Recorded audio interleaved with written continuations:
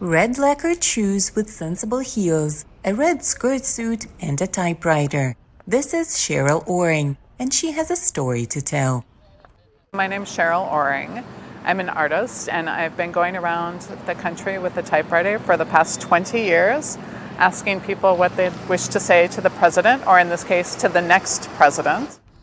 For years, Oring was a successful New York Times editor, but in 2004, she decided to swap that life for one filled with the voices and hopes of Americans she met through a project she called I Wish to Say. She also holds exhibitions and writes books, all based on people's messages and prints. As you can.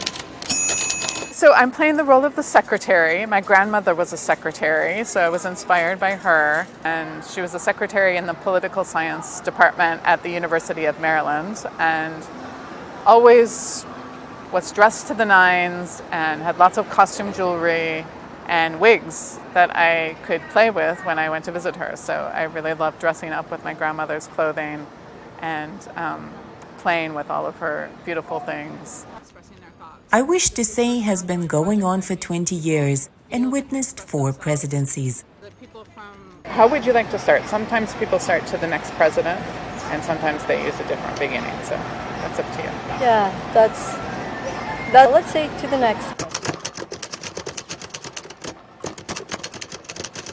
To the next president, should I say that? Yeah, to the next president, or to Mr. Trump, our former President Trump, our next president, you know. Sometimes they need to think for a moment. I love that moment where someone's going like this, thinking, what will I say? It's such a beautiful moment. I want to say that I hope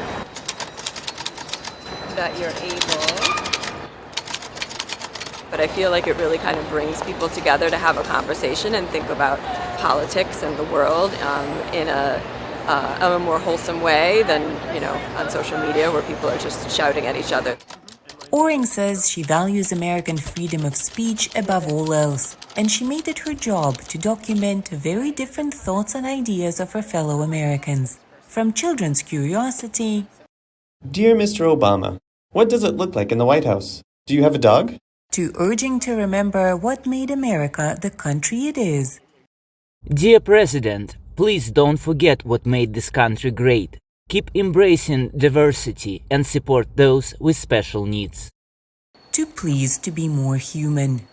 Hello, Mr. President. As a teacher, I sometimes admit to my students when I have made a mistake. I have found that they respect me more when I'm honest like this. Perhaps this information could be useful to you. Oring keeps every letter and postcard she ever types, accompanied by a small Polaroid picture of its author. The copy of her archive is stored at the University of North Carolina. For Elena Wolf in New York, Anna Rice, VOA News.